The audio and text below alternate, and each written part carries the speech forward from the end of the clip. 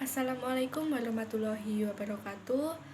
Salam sejahtera bagi kita semua. Om Swastiastu, Namo Buddhaya, salam kebajikan.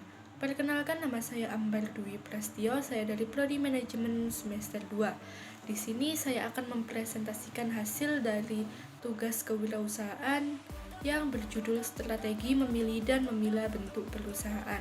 Sebelum kita mendirikan sebuah usaha atau perusahaan, pasti kita mempunyai yang namanya sebuah pertimbangan ataupun mempersiapkan segala sesuatunya seperti jumlah dana. Jadi kita lihat berapa dana yang kita miliki saat ingin membuka usaha agar bisa balance antara dana yang kita miliki dan usaha yang kita inginkan. Karena dana adalah hal yang paling utama, hal yang paling terpenting yang menjadi permasalahan saat memulai usaha baru. Yang kedua yaitu fleksibilitas. Fleksibilitas ini mengacu pada kemampuan perusahaan untuk beradaptasi dengan lingkungan bisnis. Tujuannya yaitu untuk membuat daya saing yang sangat strategis. Bahan kajian: 1. Identifikasi bentuk hukum. Yang kedua, bentuk-bentuk perusahaan. Hukum adalah peraturan berupa norma atau sanksi untuk membatasi tingkah laku manusia agar dapat terkendali, sedangkan bisnis yaitu suatu organisasi yang menjual barang atau jasa untuk mendapatkan sebuah laba. Jadi apa sih hukum bisnis itu? Hukum bisnis itu adalah keseluruhan dari peraturan hukum yang mengatur hak dari suatu perjanjian dalam bisnis. Hukum bisnis ini dibuat oleh pemerintah karena untuk mengatur ekonomi agar terkendali serta untuk menyelesaikan persoalan dalam aktivitas bisnis sesuai dengan kaidah atau peraturan yang sudah ada. Fungsi hukum bisnis ada 3. Yang pertama yaitu sumber informasi. Yang kedua, memberikan penjelasan mengenai hak dan kewajiban. Yang ketiga yaitu mewujudkan aktivitas bisnis yang sehat. Seperti apa sih aktivitas bisnis yang sehat itu? Seperti kita mempunyai pendapatan yang lebih besar daripada pengeluaran. Sumber hukum bisnis dibedakan menjadi 2, yaitu 1. Sumber hukum berkontrak, yaitu di mana masing-masing pihak yang terkait tunduk terhadap kontrak yang telah disepakati sesuai dengan peraturan perundang-undangan. Yang kedua yaitu sumber hukum kebebasan berkontrak, di mana para pihak bisa menentukan dan mengisi dari kontrak tersebut asal tidak bertentangan dengan peraturan perundang-undangan. Bentuk badan usaha: 1. Perusahaan perseroan. 2. Persekutuan firma komanditer atau JV. Yang ketiga, perusahaan perseorangan. Faktor yang perlu dipertimbangkan dalam menentukan bentuk kepemilikan bisnis: 1. Bidang bisnis yang akan dilakukan, apakah bidang produksi atau berbentuk jasa. Yang kedua yaitu jumlah modal yang diperlukan untuk menggeluti bidang bisnis tersebut. Kalian harus mempersiapkan dana ataupun modal untuk membuka di bidang tersebut.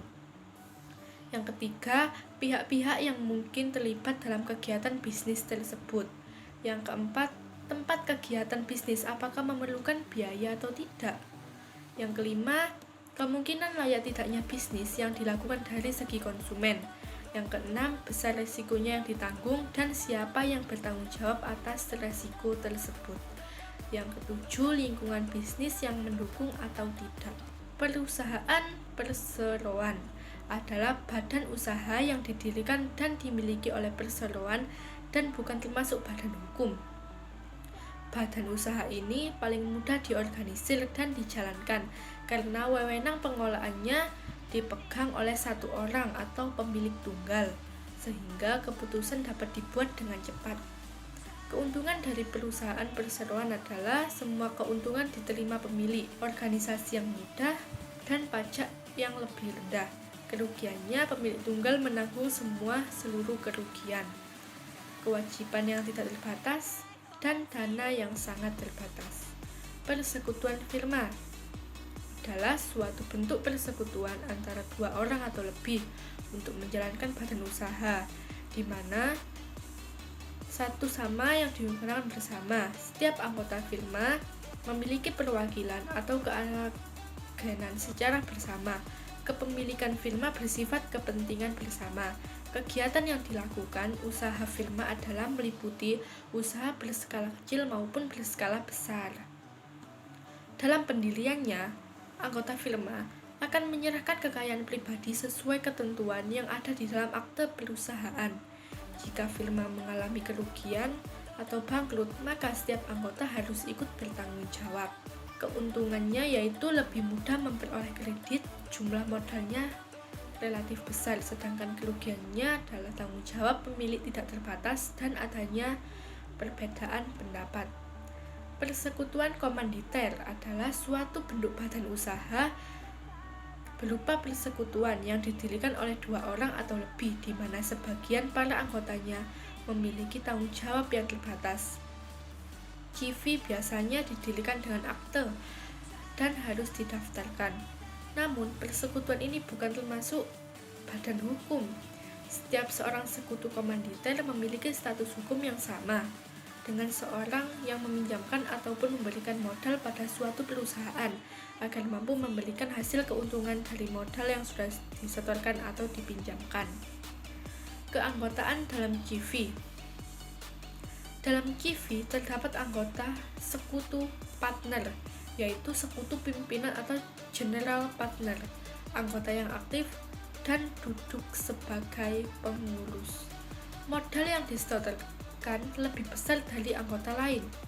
Bertanggung jawab tidak terbatas terhadap utang-utang perusahaan.